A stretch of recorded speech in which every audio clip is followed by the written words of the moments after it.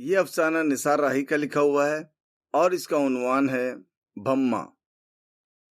गांव में किसी की बागीचे से चोरी चोरी संतरे तोड़ने जैसा शरारत का कोई कारनामा हो या रात के वक्त भागने और पकड़ने का कोई खेल, भम्मा हर एक चीज में दिलचस्पी से हिस्सा लेता था। उसके साथी अमूमन 12 से 14 बरस तक की उम्र के होते थे, जबकि खुद वो 18-19 बरस का था। उसकी उम्र के लड़के उसे मुंह ही न लगाते थे, जबकि 12 से 14 बरस की उम्र वालों से उसकी पट जाया करती थी। वो भी इस तरह कि जब तक उसके साथी लड़के कोई खेल खेले तो खेले, नहीं तो खेल ही खेल में उसके सर पर एक एक धप रसीद करके भागने लगते थे और हंसने लगते थे। भम्मा अक्सर तो बुरा मानता ही न था, क्योंकि वो ये समझता ही न था कि इस तरह उसकी बेइज्जती की जा रही है। इज्जत और बेइज्जती की सूझबूझ उसमें थी ही नहीं, बल्कि कई बातों की सूझबूझ से वो नाबुलंद था। इसीलिए तो वो गेवला, पगला और बेंडा मशहूर था। जब उसके मुंह के बाईं तरफ से कभी कभी राल टपकने लगती तो सचमुच वो पगला ही नजर आता था। शक्ल सूरत तो भम्मा की अच्छी थी, खासा गोरा खूबसूरत था, बाल भी भूरे थे, मगर लिबास का इस्तेमाल ये चुगली खाता था कि वो सही अल दिमाग न था। अक्सर कमीज के बटन टूटे होते थे और कमरबंद लटका हुआ रहता था। 2-4 घंटों ही में कपड़े गंदे कर लेता था और मौसम में सरमा में जरूरत बेजरूरत ऊनी टोपा पहने रहता था। जब कोई उससे कहता कि सर्दी नहीं है, टोपा उतार ले भैया, तो वो कहता उतार लेंगे तो कोई चुरा ले जाइए, ये हमको अच्छा लगे है। वैसे तो घर की चीजों पर वो बहुत दिल दिखाता था, मगर जब गुस्सा आता तो वो घर की ही चीजें उठा उठा कर फेंकता और पानी के मटके भी तोड़ देता था। भंवरलाल उर्फ भम्मा गांव के सबसे बड़े काश्तकार काशीराम ठाकुर का बेटा था। 4 औलाद में काशीराम का बस ये एक ही बेटा था, एक लौता, और वो भी आधे अधूरे दिमाग का, जो न एहसासात जानता था और न दुनियादारी, जो न हाल को ठीक से समझता था और न मुस्तकबिल को, और जो रिश्तों को समझता था न मियाँ बीवी के ताल्लुक को, और जो मियाँ बीवी के इज़्दिवाजी रिश्ते को न समझे वो भला शादी के मतलब को क्या समझेगा और पत्नी को क्या रखेगा, और पत्नी न होगी तो बच्चे कहाँ से आएंगे, और क्या पता वो पत्नी रखने के लायक है भी या नहीं। अंदर की बात भला कौन जाने। काशीराम अकेले में इस मसले पर सोचता, बस यही एक मसला तो था उसकी जिंदगी में। काशीराम को बेटे के कम दिमाग होने का इतना एहसास नहीं था जितना इस बात का कि उसके कम दिमाग होने या पागलपन की वजह से उसकी शादी कभी न होगी, और शादी न होगी तो उसकी नस्ल चलेगी कैसे, और इतनी बड़ी जायदाद का वारिस आएगा कहाँ से। बस ये फिक्र ही उसे खाई जाती थी। लोग उसे इलाके का सबसे खुशकिस्मत इंसान मानते थे, जबकि वो खुद अपने आप को निहायत बदकिस्मत इंसान समझता था। अक्सर वो खेतों की मुंडेर पर चलते चलते और दूर दूर तक फैले हुए अपने खेतों को और मुंडेर पर लगे हुए दरख्तों को देखकर सोचता कि क्या उसके बाद उसकी ये लंबी चौड़ी जायदाद उसकी बेटियों के ससुराल वाले आपस में बांट लेंगे और इस तरह आने वाले वक्त में लोग उसका नाम भी भूल जाएंगे। ये सोचकर वो बेचैन सा हो जाता। वो सोचता कि इस पगले भम्मा के बाद तो उसकी नस्ल खत्म समझो, और नस्ल जब कहीं पर खत्म होने लगती है तो ऐसा लगता है कि जैसे किसी फलदार दरख्त ने फल देना या किसी मादा जानवर ने बच्चे देना बंद कर दिए, या मीलों दूर कहीं बांध बन जाने से गांव में आने वाली नदी सूख जाए। तो क्या किसी सूख जाने वाली नदी की तरह इसका वंश खत्म हो जाने वाला है?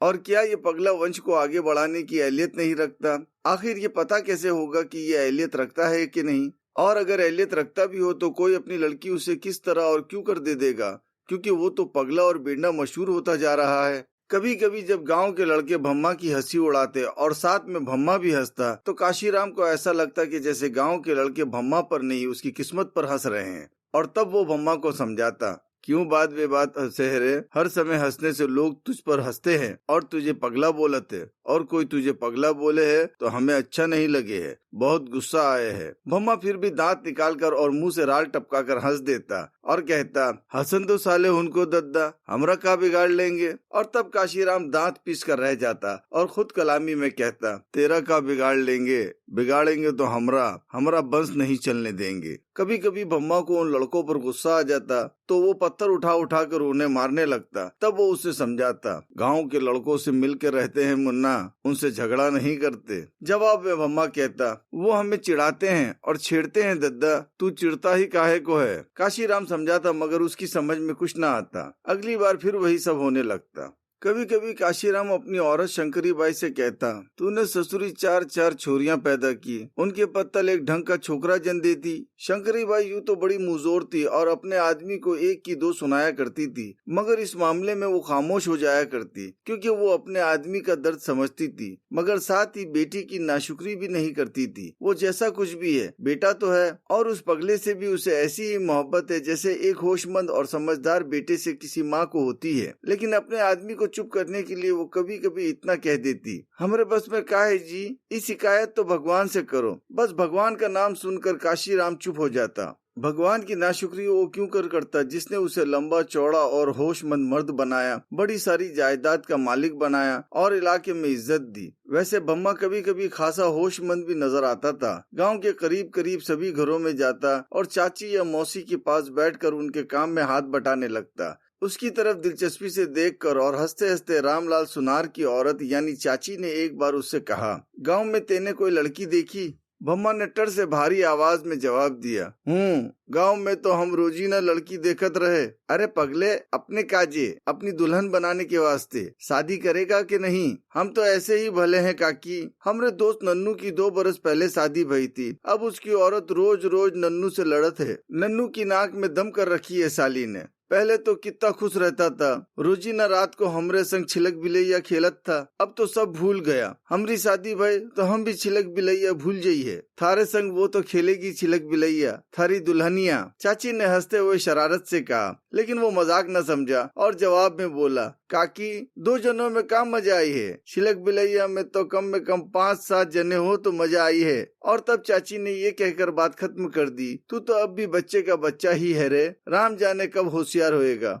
दोपहरिया में जब गांव की जवान लड़कियां और बच्चे इकट्ठा होकर पास की नदी की तरफ जाने लगते तो कभी कभी भम्मा भी उनके पीछे हो लेता। उसे पीछा आता देखकर लड़कियां हंसने तो लगती मगर आने से मना नहीं करती, क्योंकि उसकी नजरों में उन्होंने कभी बुराई देखी ही नहीं, बल्कि कई मौकों पर तो वो उनके बड़े काम का बन जाता।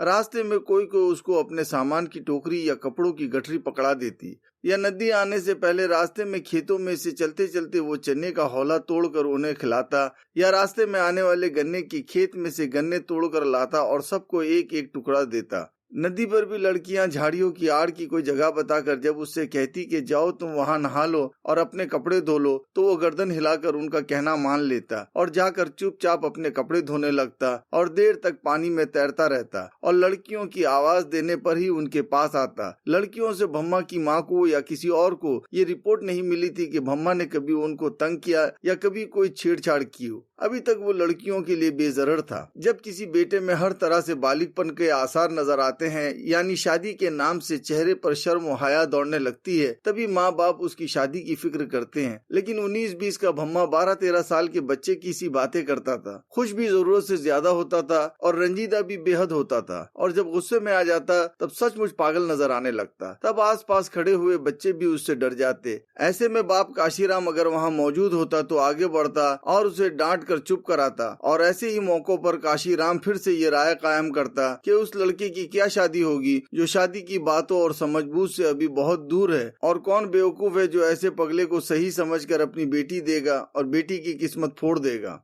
लेकिन फिर एक दिन सारे गांव वाले हैरत ज़दा रह गए जब पूरन बलाई की लड़की कस्तूरी ने पास के थाने अहमदपुर जाकर और रिपोर्ट लिखाकर यह ऐलान कर दिया कि भम्मा ने उसके साथ बलात्कार किया। तो पहले तो किसी को भी उस बात पर यकीन नहीं आया, खुद थानेदार भी यकीन करने को तैयार नहीं था। कस्तूरी और उसके बाप को झूठी रिपोर्ट लिखाने पर सजा हो जाने की धमकी भी उसने दे डाली, मगर जब लड़की का डॉक्टरी मुआयना हुआ और रिपोर्ट ने लड़की के बयान की तस्दीक की तो सब हक्का बक्का रह गए। थानेदार भम्मा को गिरफ्तार करने के लिए गांव में आ गया। वो हथकड़ी में पुलिस के साथ जाते जाते रो रहा था। उसकी माँ काशीराम से बार बार कह रही थी कि भम्मा बेकसूर है, उसे छुड़वा लो, मगर काशीराम टस से मस न हुआ और ये तमाशा बहुत संजीदगी से देखता रहा। उसने भम्मा को छुड़ाने के लिए थानेदार से एक बार भी नहीं कहा। वो तो अपने ही ख्यालों में खोया हुआ था और ये सोचकर खुश हो रहा था कि क्या वाकई भम्मा बालिग हो चुका है और शादी की अहलियत रखता है।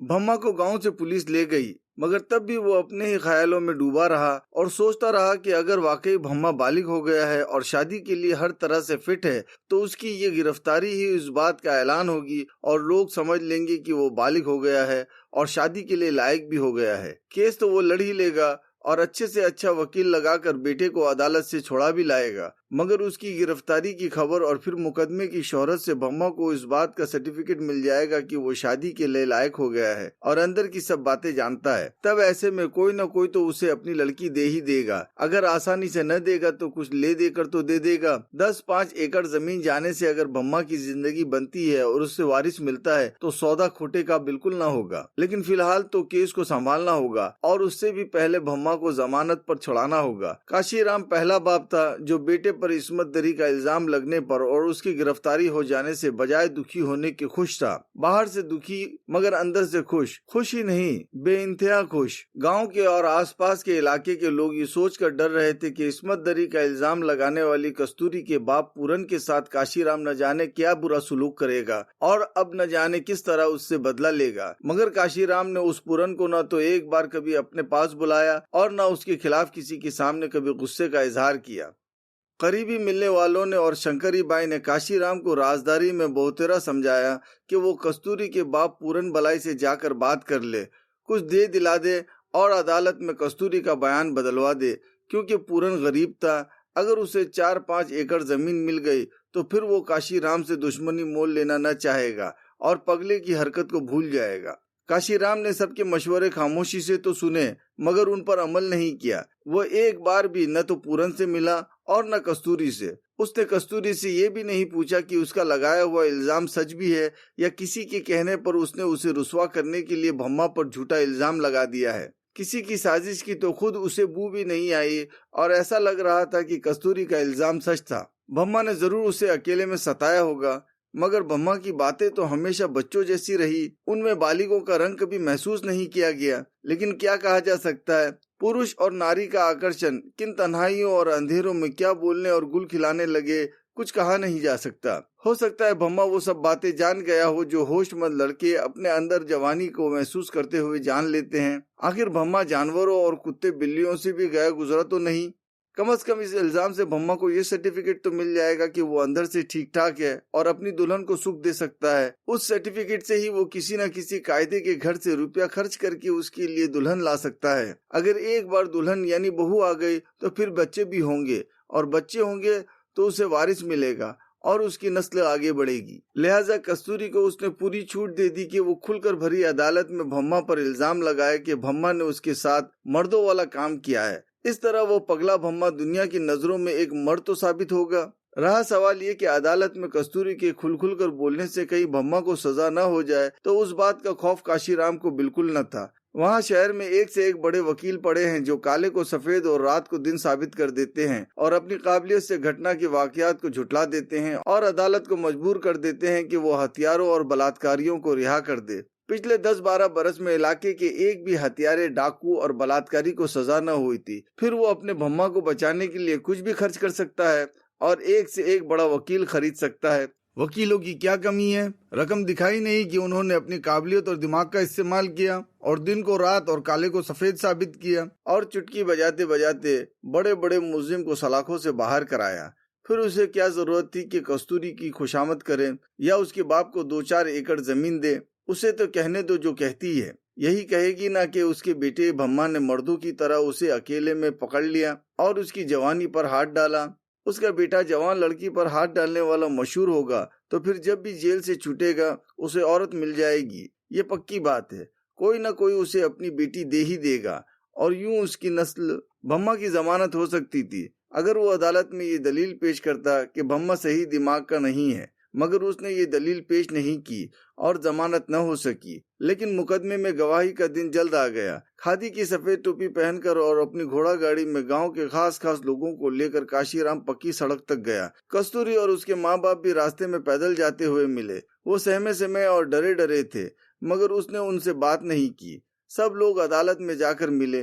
गांव वालों को मालूम था कि काशीराम ने कस्तूरी या उसके माँ बाप से कोई बात नहीं की थी, इसलिए मुकदमा धुआंधार चलेगा। कस्तूरी के इल्जाम होंगे और वकीलों की गर्मा गर्म जिरह और बहस।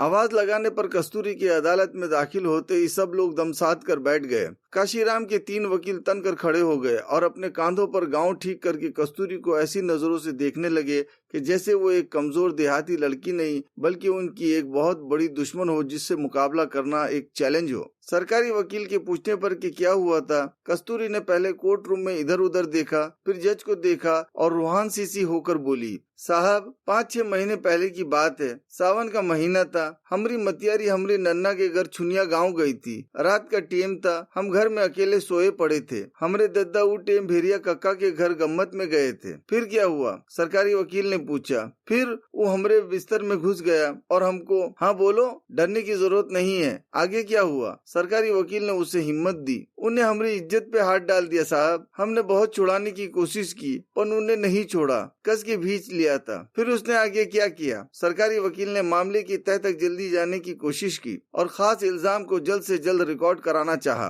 उन्होंने हमारे साथ बुरा काम किए। अब पहले ये बताओ भाई कि जो उस रात तुम्हारे बिस्तर में घुसा था और जिसने तुम्हारे साथ बुरा काम किया था वो कौन था? क्या तुम उसको जानती हो और क्या वो इस वक्त अदालत में मौजूद है? लड़की ने जरा सा घूमकर कोर्टरूम में नजर दौड़ाई, एक नजर कटहरे में खड़े भम्मा को देखा, फिर जज की तरफ देखकर धीमी आवाज में कहा, नहीं हुजूर, हम को नहीं जानते। अंधेरा घुप पड़ा था, हम उनकी शक्ल नहीं देख पाए। हम भम्मा के वकीलों की बाँछें खिल गईं, काम आसान हो गया था। बहस मुबाहिशे की घंटों की मुतवक्को मगज पच्ची से निजात मिल गई थी। भम्मा का रिहा होना अब यकीनी हो गया था। लेकिन काशीराम ने सर पीट लिया। वकीलों को दिए हुए 30,000 रुपये मुफ्त में गए। अगर लड़की का बयान पलटना ही मकसूद होता तो कस्तूरी के बाप को 5-10 हजार रुपया देकर कहने भर की देर थी। वो पांव पर गिर जाता और लड़की इतना भी मुंह न खोलती। लेकिन अब तो सब चौपट हो गया। भम्मा को होशमंदी का जो सर्टिफिकेट गांव के समाज से मिलने वाला था वो अब नहीं मिलेगा। वो तो पगला का पगला ही रहा। कौन उसे दामाद बनाकर अपनी जग हसाई करेगा और लड़की की किस्मत फोड़ना चाहेगा। कस्तूरी के अदालत में ये बयान देने के बाद सभी लोग कस्तूरी के बयान को सच मानेंगे और भम्मा को बेकसूर, और कहेंगे कि भम्मा तो पगला है, बेंडा है, वो आदमी और औरत की ये प्राइवेट बातें क्या जाने। सरकारी वकील ने कस्तूरी को अदालत से मुखालिफ गवाह करार करवाया, फिर अपने तेवर बदल कर और अब उसे अपना दुश्मन समझकर उस पर अच्छी तरह जीरा की। उसको पुलिस में दिए गए बयानों की तरफ डांट डपट कर तवज्जो दिलाई गई। फिर भी कस्तूरी ने ये नहीं कबूला कि भम्मा कसूरवार था। आखिर कस्तूरी को छोड़ दिया गया। भम्मा के वकीलों ने तो उससे एक सवाल भी नहीं पूछा, बल्कि सरकारी वकील की जीरा के दौरान वो मुस्कुराते रहे। वो समझ गए थे कि भम्मा के बाप ने लड़की के बाप से बात कर ली होगी और कुछ रकम भर दी होगी। वो पैसे वाला बड़ा काश्तकार जो ठहरा। गांव वापस लौटते वक्त काशीराम को यह हैरत हो रही थी कि मुकदमे में ये काया पलट खुद ब खुद कैसे हो गई, जबकि उसने तो कस्तूरी के बाप से बात तक नहीं की थी। घर पहुंचते पहुंचते शाम हो गई थी। थकन और भूख से तबीयत निडाल थी। आंगन में मुंह हाथ धोकर काशीराम थोड़ा सा लेटने के लिए अपने कमरे में पहुंचा तो ठकुराइन शंकरी बाई आ गई। पति का मुंह उतरा हुआ और उसे परेशान सा देखा तो घबरा गई। सोचा कि जरूर अदालत में कुछ गड़बड़ हुई है। कस्तूरी ने जरूर खिलाफ बयान दिया होगा और उसका बयान तोड़ने में वकील नाकाम रहा होगा। मगर ये तो बड़े ताज्जुब की बात है, ऐसा सब कुछ कैसे हुआ? उसने सोचा। कचहरी में क्या कस्तूरी ने खिलाफ बयान दिए? उसने खिलाफ बयान नहीं दिया। इसी बात का तो रोना है। हाय दैया, अरे खिलाफ नहीं दिया तो अच्छा तो किया। क्या अपने लड़के के दुश्मन हो? बुकम दिमाग है तो का उसे 10-5 बरस को जेल भेजन चाहत हो? काशीराम ने पहले उसे घूरा, फिर कहा, तेरे में दिमाग तो है नहीं, लगी है बकबक करने। लड़का तुझी पर तो गया है। हाँ मैं तो पागल हूँ, पर लड़का छूट तो जाइए ना। हाँ छूट जाइए। काशीराम ने मुंह फेर कर बेदिली से कहा। कस्तूरी ने कोई बात खिलाफ तो नहीं बोली ना? नहीं बोली। सच्ची बात के धनी तो है वो बात के धनी है तो हम भी जबान के धनी हैं। क्या मतलब? कौन सी बात के धनी है वो? काशीराम के कान खड़े हो गए। दाल में उसे कुछ काला नजर आया। कोई बात ऐसी जरूर थी जिसका इल्म उसे न था। शंकरी ने जल्दी से कहा, कोई बात नहीं है, हम तो ऐसे ही कह रहे थे। काशीराम ने देखा कि शंकरी नजरें चुरा रही है। उसने जल्दी से शंकरी से कहा, नहीं कोई बात तो जरूर है, अब तो तुझे बताना ही पड़े है। शंकरी जरा देर को रुकी, फिर जरा जोश से बोली, भम्मा हमारी कोशिश से अब बरी हो गई है। हमने पूरन के घर जाके बा से बात किए थे। 5,000 रुपये दिए तो बा ने नहीं लिए। बोला कि ठकुराइन तुम्हारा दिया खात है, तुम हमारी अम्मा हो, तुम्हारा काम हो जाइए। ये कहकर वो अपने आदमी को फातिहाना अंदाज में देखते हुए मुस्कुराने लगी। काशीराम का जी चाहा कि हाथ बढ़ाकर उसका मुंह नोच ले, मगर कुछ सोच कर रह गया और सिर्फ इतना बोला, तूने उसे रिहा करा दिया मगर उसकी नस्ल को कैद कर दिया। ये था निसार राही का अफसाना भम्मा।